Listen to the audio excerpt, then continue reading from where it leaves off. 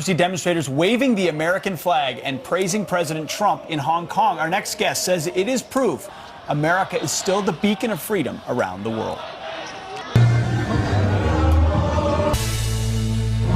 Demonstrators in Hong Kong celebrating the United States after President Trump signed two bills in their favor. The protesters praising the president for taking a stand, even holding up pictures of the president tweeted of himself as Rocky Balboa.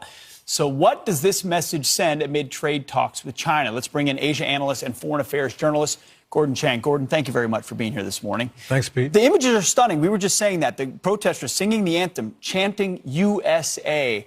How does China view all this? China is apoplectic. First of all, they view the U.S. as their enemy, just general. But now you have a situation in Hong Kong where they have no answer for, and everyone there is showing pictures of President Trump, waving our flag, singing our anthem. This really is stunning, and Beijing's got to worry because Chinese regimes unravel from the outside in. Hong Kong is on the periphery of mainland China, and I actually think that this could be a contagion that spreads throughout China. There are big protests in Guangdong province, pretty violent. I'm sure people in Beijing are worried about the contagion effect. Well, what is China's next move in Hong Kong, then? It really has no next moves in a sense. What it should do is make political concessions, but it won't do that for various reasons because of Xi Jinping, the Chinese ruler's position in Beijing.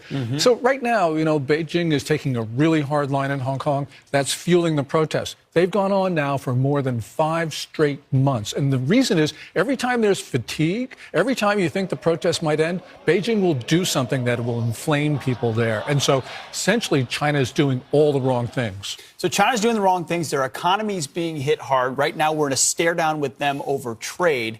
How does all the stuff in Hong Kong affect what we do on trade with China?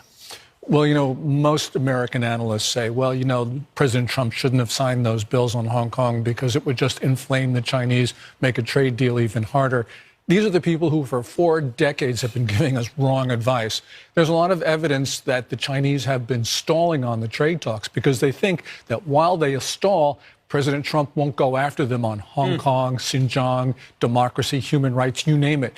And so they've got it sort of backwards. So I think that I don't like a trade deal, but if you want a trade deal, and clearly President Trump does, he helped himself by signing those Hong Kong bills because that gives an incentive for China to stop doing what they're doing on trade and everything else. Just, if you would, put us inside the mind of a Hong Kong protester who's waving an American flag and singing the national anthem there. How do they view America? What does this country mean to them? They view it as really the hope for their protests. They believe that the United States can actually be the only party to move China away from what the Hong Kong protesters don't want. And also, they think at this particular time that you've got to hurt communist China in order to get what you want in Hong Kong. So that's why they want President Trump to actually sanction Hong Kong officials, actually to take away those special exemptions for Hong Kong in American law. So there's a real sense that this is a great thing for Hong Kong, not a good thing for communist China. That therefore, is a good thing for us. Gordon Chang, definitely. Thank you very much. Appreciate it. Thanks, Pete. I heard you had a great Thanksgiving and ate too much. That's good to Certainly did. All right, still ahead.